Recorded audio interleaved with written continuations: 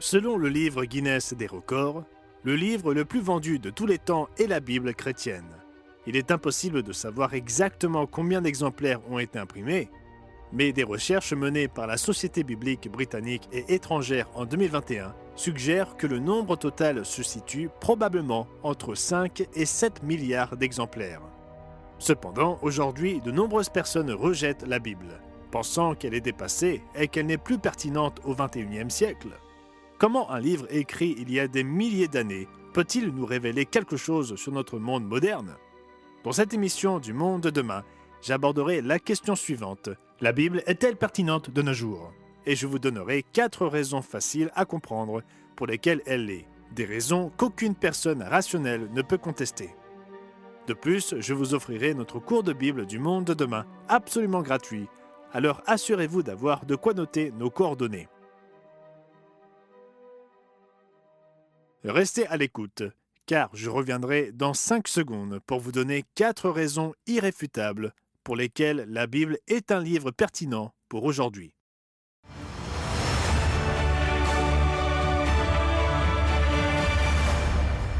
Je vous souhaite chaleureusement la bienvenue de la part de toute l'équipe du Monde de demain.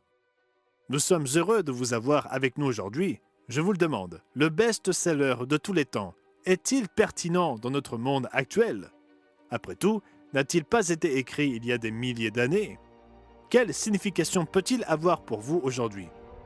La Bible, ces derniers temps, a été de plus en plus attaquée car beaucoup de personnes la considèrent comme déconnectée des réalités du XXIe siècle.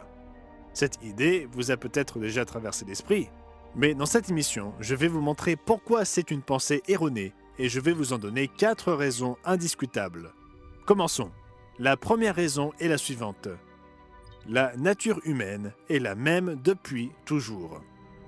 L'apôtre Paul, qui écrivit il y a près de 2000 ans, mentionne à plusieurs reprises des comportements inacceptables pour quiconque recherche la vie éternelle dans le royaume de Dieu. L'une de ces listes se trouve dans sa première lettre à l'église de Corinthe. Elle commence au chapitre 6 et au verset 9. « Ne savez-vous pas que les injustes n'hériteront point le royaume de Dieu ? Ne vous y trompez pas, ni les débauchés, ni les idolâtres, ni les adultères, ni les efféminés, ni les homosexuels, ni les voleurs, ni les cupides, ni les ivrognes, ni les outrageux, ni les ravisseurs n'hériteront le royaume de Dieu. » L'adultère, le vol, l'ivrognerie ou l'un de ces autres comportements vous sont-ils familiers ? Ces traits de la nature humaine étaient omniprésents au 1er siècle, affectant même la vie de certains des appelés. Ils avaient pris conscience de la nécessité de les mettre de côté. Remarquez-le au verset 11. « Et c'est là ce que vous étiez, quelques-uns d'entre vous, mais vous avez été lavés, mais vous avez été sanctifiés, mais vous avez été justifiés au nom du Seigneur Jésus-Christ et par l'Esprit de notre Dieu. » En une autre occasion, écrivant à l'église de Rome, Paul mentionne dans Romains 1, verset 29. « Étant remplis de toute espèce d'injustice, de méchanceté, de cupidité, de malice, plein d'envie, de meurtre, de querelles, de ruse, de malignité, rapporteurs, médisants, impies, arrogants, hautains, fanfarons, ingénieux au mal, rebelles à leurs parents, dépourvus d'intelligence, de loyauté, d'affection naturelle, de miséricorde. » Voilà sa description de son époque. Mais est-ce différent aujourd'hui ? Non, la nature humaine n'a pas changé. En fait, Paul a écrit qu'elle ne changerait pas. En écrivant à Timothée, Paul a parlé des comportements qui existeraient dans les derniers jours, c'est-à-dire aujourd'hui.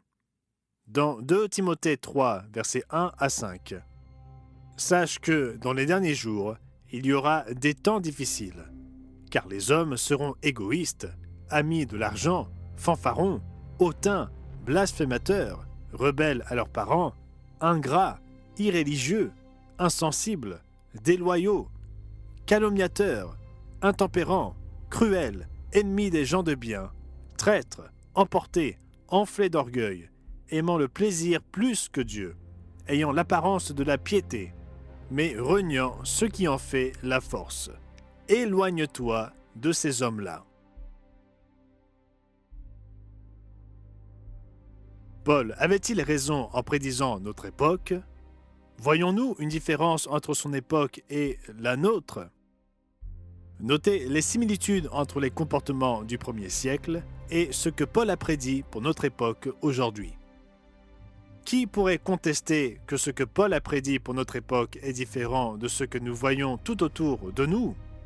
Par ailleurs, qui parmi nous pense que ces comportements sont bénéfiques pour notre monde? Il ne fait aucun doute que certains le pensent, mais je doute que vous le pensiez.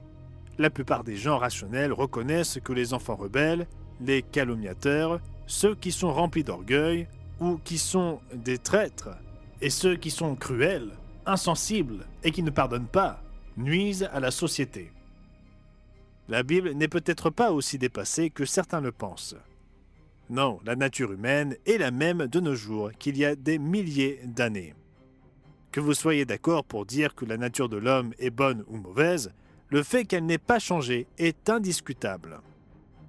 Je vais vous donner 3 autres raisons pour lesquelles la Bible est pertinente pour aujourd'hui, mais je tiens à mentionner l'offre gratuite d'aujourd'hui, le cours de Bible du monde de demain.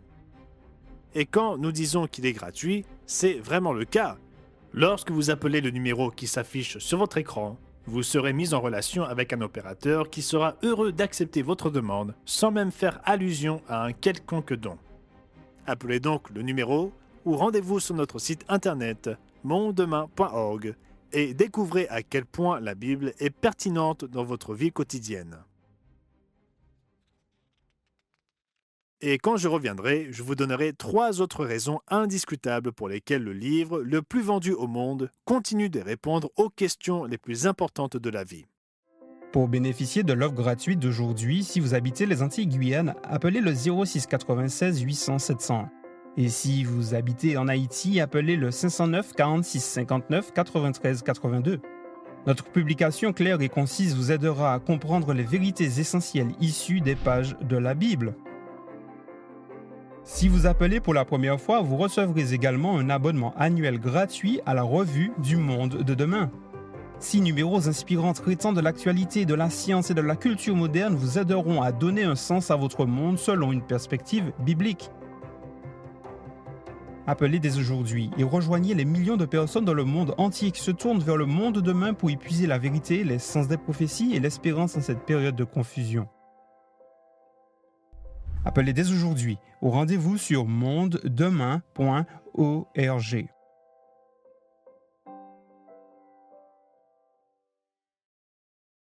Je vous souhaite la bienvenue. Dans cette émission du Monde de demain, je pose la question suivante et j'y réponds. La Bible est-elle pertinente de nos jours? Et je suis ici pour dire que c'est le cas. Dans la partie précédente de cette émission, je vous ai donné l'une des 4 raisons irréfutables pour lesquelles la Bible est pertinente au XXIe siècle. Cette raison est la suivante. La nature humaine est la même depuis toujours. Or, que ce soit au 1er siècle ou au XXIe siècle, nous trouvons de l'orgueil, de la médisance, de la calomnie et de l'égoïsme, des enfants rebelles, des personnes indignes de confiance, des gens qui ne pardonnent pas, des individus cruels et sans pitié. Non, la nature humaine n'a pas changé, et c'est la raison irréfutable numéro 1. La deuxième raison pour laquelle nous savons que la Bible est pertinente pour aujourd'hui concerne le bilan en lien avec la nature humaine. Les problèmes causés par la nature humaine n'ont pas changé. Jacques, l'apôtre et frère du Christ, a posé 2 questions importantes il y a près de 2000 ans. La première est une question qui appelle une réponse, et la seconde est rhétorique. Jacques 4 et verset 1. D'où viennent les luttes et d'où viennent les querelles parmi vous? N'est-ce pas de vos passions qui combattent dans vos membres? Mais il ne s'est pas arrêté à ces questions. Remarquez sa réponse cinglante qui commence au verset 2. Vous convoitez et vous ne possédez pas. Vous êtes meurtrier et envieux et vous ne pouvez pas obtenir. Vous avez des querelles et des luttes et vous ne possédez pas, parce que vous ne demandez pas. Vous demandez et vous ne recevez pas, parce que vous demandez mal dans le but de satisfaire vos passions. Qu'il s'agisse de guerres entre voisins ou entre nations, la nature humaine déchaînée en est la cause hier comme aujourd'hui. Les problèmes causés par la nature humaine remontent bien au-delà du 1er siècle. Il faut remonter aux origines de l'humanité.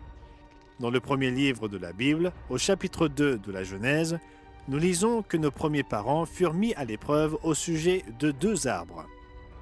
L'un d'eux, l'arbre de la vie, symbolisait la confiance en Dieu. Mais prendre du fruit de l'autre, l'arbre de la connaissance du bien et du mal, c'était s'arroger le droit de déterminer eux-mêmes ce qui est bien et ce qui est mal. Comme le savent presque tous ceux qui étudient la Bible, ils choisirent ce dernier arbre. Sous l'emprise d'un esprit puissant et mauvais, Ève rejeta les instructions de Dieu et choisit de suivre son propre jugement. Genèse 3 et au verset 6. La femme vit que l'arbre était bon à manger et agréable à la vue, et qu'il était précieux pour ouvrir l'intelligence. Elle prit de son fruit et en mangea. Elle en donna aussi à son mari, qui était auprès d'elle, et il en mangea. L'apôtre Jean pensait peut-être à cela lorsqu'il nous a mis en garde contre les motivations de notre nature charnelle dans 1 Jean chapitre 2 et au verset 16, « Car tout ce qui est dans le monde, la convoitise de la chair, Ève vit que le fruit était bon à manger, la convoitise des yeux, c'était agréable à ses yeux, et l'orgueil de la vie, un arbre pour ouvrir l'intelligence, ne vient point du Père, mais vient du monde. » Vous pouvez lire dans 1 Timothée 2, verset 14, qu'Ève fut séduite, alors qu'Adam ne le fut pas. Il était mieux placé pour comprendre, mais il accepta quand même de manger du fruit. On ne peut qu'imaginer à quel point leur monde devint différent une fois qu'ils s'arrogèrent le droit de déterminer la différence entre le bien et le mal. Comme c'est le cas pour beaucoup trop de parents, ils vécurent pour voir des résultats tragiques chez leurs enfants, lorsque Caïn devint jaloux et assassina son frère Abel. Il y a près de 2600 ans, le prophète Ésaïe écrivait dans Ésaïe et au chapitre 59. « Ils ne connaissent pas le chemin de la paix, et il n'y a point de justice dans leur voie. Ils prennent des sentiers détournés. Quiconque y marche ne connaît point la paix. » Les problèmes que nous rencontrons dans le monde d'aujourd'hui ne sont pas nouveaux. Ils existent depuis longtemps, mais voici ce qu'il faut savoir. La Bible révèle le bien et le mal et donne des instructions sur la manière de surmonter notre nature. Un gadget peut être nouveau, mais pas notre nature. Et il y a des résultats tragiques lorsque nous choisissons nos voies plutôt que celles de Dieu. Une personne honnête peut-elle contester les 2 premières raisons pour lesquelles la Bible est pertinente de nos jours? La nature humaine est la même depuis toujours. Et le point numéro 2, les problèmes causés par la nature humaine n'ont pas changé. Il y a 2 autres raisons que je veux partager avec vous pour expliquer pourquoi nous savons que la Bible est pertinente au XXIe siècle. Mais je veux vous rappeler le cours de Bible du monde de demain. Appelez-nous et nous vous enverrons les 4 premières leçons. Vous serez alors en route pour une nouvelle expérience d'apprentissage. Les proverbes nous disent « Heureux l'homme qui a trouvé la sagesse et l'homme qui possède l'intelligence, car le gain qu'elle procure est préférable à celui de l'argent et le profit qu'on en tire vaut mieux que l'or. » Peu de gens dans le monde d'aujourd'hui réalisent que la sagesse et la connaissance sont plus précieuses que l'or, l'argent ou les pierres précieuses. Le cours de Bible du monde de demain est rempli de sagesse et de connaissance, mais à moins que vous ne le commandiez, il restera inaccessible, et à moins que vous ne l'ouvriez et en profitiez, il n'aura aucune valeur. Je sais que certains d'entre vous ont déjà commandé ce cours de Bible. Vous l'avez commencé avec de bonnes intentions, mais vous avez été distrait pour diverses raisons, comme cela nous arrive à tous. Et n'est-ce pas notre nature humaine qui fait qu'une fois que nous perdons notre élan, nous avons du mal à redémarrer? Alors si cela vous est arrivé, je vous encourage à décider dès maintenant de reprendre là où vous vous étiez arrêté. Ouvrez votre Bible et terminez ce que vous avez commencé. Et pour les autres, prenez votre téléphone ou allez sur notre site internet mondedemain.org pour commander votre exemplaire du cours de Bible du monde de demain et commencez à creuser pour trouver l'or et les rubis.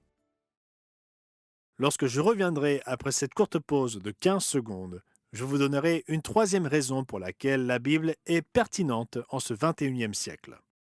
Notre publication claire et concise vous aidera à comprendre les vérités essentielles issues des pages de la Bible. Appelez dès aujourd'hui au rendez-vous sur mondedemain.org. Dans cette émission du Monde de demain, Je pose la question et j'y réponds de savoir si le livre le plus vendu au monde est pertinent au XXIe siècle.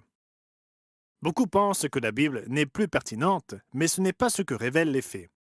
C'est pourquoi je vous donne 4 raisons, parmi tant d'autres, pour lesquelles nous avons besoin de la Bible plus que jamais auparavant dans l'histoire de l'humanité.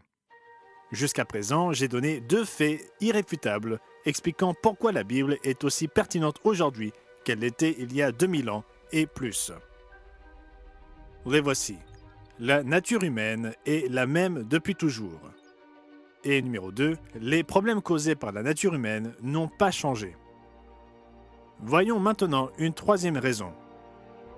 La posture de Dieu concernant le bien et le mal n'a pas changé. Si Dieu existe, et pour de bonnes raisons, beaucoup d'entre nous croient qu'un créateur est la meilleure explication de la vie sur cette planète, alors ce qu'ils pensent est important. Pourquoi les gens s'imaginent-ils que Dieu se conformera à leur image plutôt que l'inverse? Dieu doit-il accepter tous les comportements que nous exigeons de lui? Une personne honnête et rationnelle devrait comprendre à quel point cette pensée est insensée. Et encore une fois, cette pensée n'est pas nouvelle. Elle existe depuis plus de 3000 ans. Le 50e psaume, à partir du verset 18, nous dit « Si tu vois un voleur, tu te plais avec lui, et ta part est avec les adultères. Tu livres ta bouche au mal, et ta langue est un tissu de tromperie. Tu t'assieds et tu parles contre ton frère, tu diffames le fils de ta mère. Voilà ce que tu as fait, et je me suis tu. Tu t'es imaginé que je te ressemblais. » L'idée selon laquelle les êtres humains peuvent mettre Dieu en minorité est étroitement liée à cette attitude. N'est-ce pas ce que les gens pensent lorsqu'ils disent « Eh bien, tout le monde le fait ». Vous pouvez dresser votre propre liste, concubinage, adultère, tricherie fiscale, insultes, la liste est sans fin. Encore une fois, ces justifications humaines ne sont pas nouvelles. L'humanité a toujours justifié les comportements pécheurs en pensant que Dieu ne voit rien. En guise de réflexion, notons ce qui est dit dans le psaume 94 et au verset 6. Ils égorgent la veuve et l'étranger, ils assassinent les orphelins. Et ils disent « L'Éternel ne regarde pas, le Dieu de Jacob ne fait pas attention. » Non, chers amis, il n'y a rien de nouveau sous le soleil. Que ce soit il y a 3000 ans ou aujourd'hui, la nature humaine est la même, ce qui en émane n'a pas changé et la posture de Dieu à l'égard du péché n'a pas changé.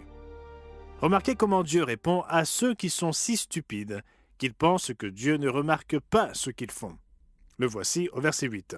« Prenez-y garde, hommes stupides, insensés. Quand serez-vous sages? Celui qui a planté l'oreille, n'entendrait-il pas? Celui qui a formé l'œil, ne verrait-il pas? Celui qui châtie les nations, ne punirait-il point? » Plutôt, nous avons lu un bref résumé de la nature humaine dans 1 Jean chapitre 2 et au verset 16. Car tout ce qui est dans le monde, la convoitise de la chair, la convoitise des yeux et l'orgueil de la vie, ne vient point du Père, mais vient du monde. Jean donne ensuite cet avertissement. Et le monde passe, et sa convoitise aussi, mais celui qui fait la volonté de Dieu demeure éternellement. Toute personne rationnelle peut-elle penser que Dieu change pour se plier à notre volonté? Parce que nous sommes si modernes, si sophistiqués et si avancés sur le plan technologique. Je pense que vous connaissez la réponse à cette question. Mais regardons encore un passage des Écritures avant de passer à la 4e raison pour laquelle la Bible est pertinente pour aujourd'hui. À la toute fin de la Bible, dans le livre de l'Apocalypse, après le retour du Christ pour nous sauver de l'anéantissement, nous lisons la posture de Dieu à l'égard du péché, que ce soit dans le passé, le présent ou l'avenir. La voici, dans le chapitre 21 de l'Apocalypse et au verset 8. « Mais pour les lâches, les incrédules, les abominables, les meurtriers, les débauchés, les magiciens, les idolâtres et tous les menteurs, leur part sera dans les temps ardents de feu et de soufre, ce qui est la seconde mort. » C'est une pure folie de penser que Dieu se pliera à nos critères de bien et de mal. Et c'est la 3e raison irréfutable pour laquelle la Bible est tout aussi pertinente de nos jours qu'elle l'a toujours été. Franchement, il y a de nombreuses raisons d'étudier ce best-seller de tous les temps, Mais avant de vous donner une quatrième raison, je veux vous rappeler l'offre gratuite d'aujourd'hui, le cours de Bible du monde de demain. Voici l'un des nombreux commentaires que nous recevons de ceux qui étudient ce cours. Je suis abonné à votre revue et je suis inscrit également à votre cours de Bible. Merci d'avoir conçu un tel cours. L'étude de la parole de Dieu est ce qu'il y a de plus gratifiant et de plus épanouissant dans ma vie. Les leçons sont stimulantes et je me réjouis de les recevoir. Je comprends maintenant beaucoup plus de choses. Le cours de Bible du monde de demain explique les prophéties qui s'accomplissent en ce moment même. Il explique en détail le but de la vie, ce qu'est le véritable évangile et pourquoi les 10 commandements sont importants. Vous pouvez en apprendre davantage sur le jour du sabbat que Jésus respecta, sur la signification des jours saints et des fêtes bibliques, et sur bien d'autres choses encore. Alors prenez votre téléphone ou allez sur notre site internet mondedemain.org pour commander vos 4 premières leçons du cours de Bible. À mon retour, je vous donnerai une 4e raison pour laquelle la Bible est pertinente pour vous et vos proches. Pour bénéficier de l'offre gratuite d'aujourd'hui, si vous habitez les Antilles-Guyane, appelez le 06 96 800 700. Et si vous habitez en Haïti, appelez le 509 46 59 93 82. Notre publication claire et concise vous aidera à comprendre les vérités essentielles issues des pages de la Bible. Si vous appelez pour la première fois, vous recevrez également un abonnement annuel gratuit à la revue du monde de demain. 6 numéros inspirants traitant de l'actualité, de la science et de la culture moderne vous aideront à donner un sens à votre monde selon une perspective biblique. Appelez dès aujourd'hui et rejoignez les millions de personnes dans le monde entier qui se tournent vers le monde de demain pour y puiser la vérité, les sens des prophéties et l'espérance en cette période de confusion. Appelez dès aujourd'hui au rendez-vous sur mondedemain.org.